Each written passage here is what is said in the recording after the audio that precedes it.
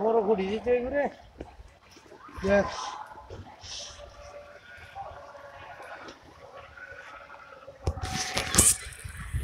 আজকে মহান মে দিবস।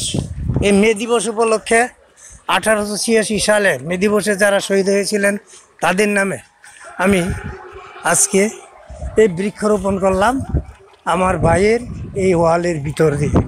প্রায় শতেকখানেক ফল ঔষধি গাছ লাগালাম। ফল ঔষধি গাছ লাগালাম এই কারণে যে যারা শহীদ হয়েছেন মে দিবসে তারা যাতে মৃত্যুর পরেও কবরে বা শহীদ হয়ে সদগায়ে জারিয়ার সওয়াব পান।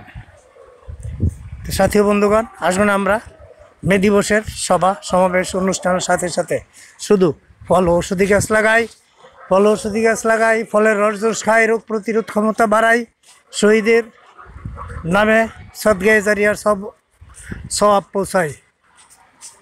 ধন্যবাদ। আবারও যদি বেঁচে থাকি দেখা হবে এমনি পহেলা মেতে। ধন্যবাদ।